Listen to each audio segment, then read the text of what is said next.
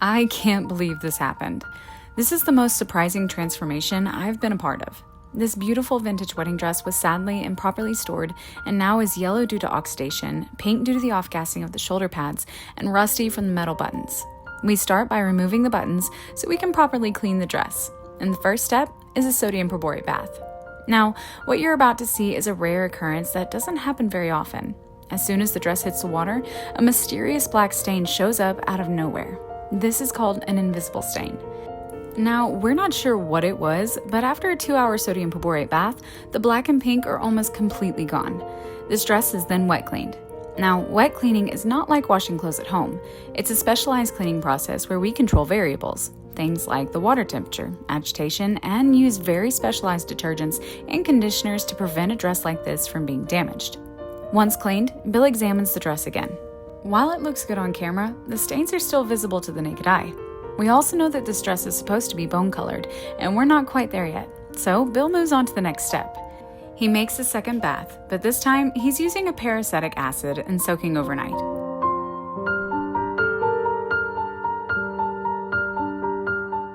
The next day, the dress looks significantly better. The stains are completely gone, and the color is perfect. One more wet wash, and then it's hung to dry overnight.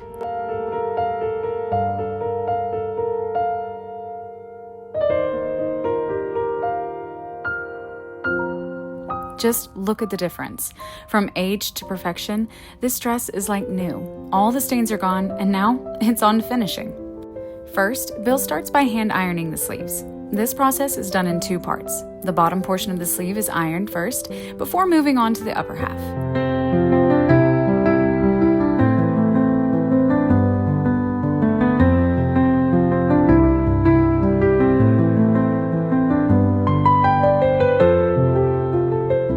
Next, he moves on to the bodice, starting on one side and working his way all the way around.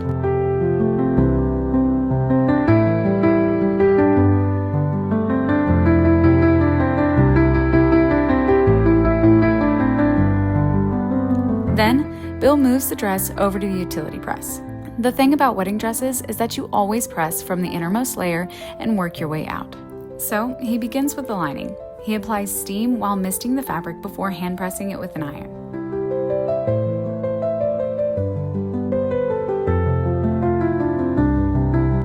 Once finished, it's time to move on to the lace. He applies steam and then brings down the head. He repeats the same process over and over again until it's finally finished.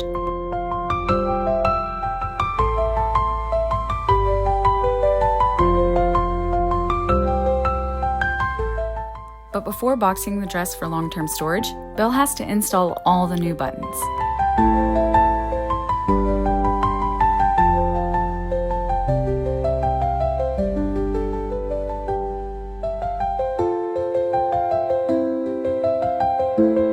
Just look at the comparison from the old buttons to the new. No more mysterious black spots, no more pink stains, and no more rust. Now, it's time to package this dress in our museum quality preservation box. What makes our box unique is that it's acid-free along with the tissue paper and the bust form. We begin by removing the shoulder pads. This process is extremely important because the shoulder pads are what caused a lot of the damage in the first place.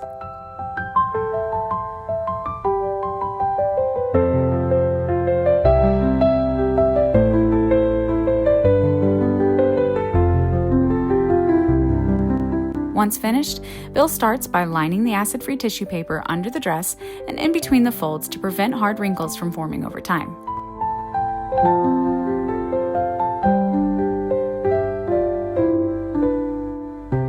He builds the bust form and inserts it into the dress before straightening out the sleeves and closing the lid.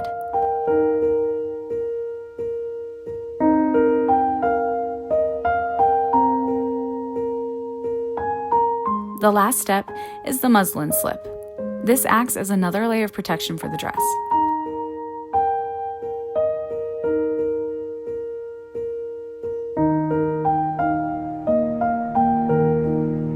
We are so proud of how well this dress turned out. It's always an honor having the opportunity to restore a treasured family heirloom such as this.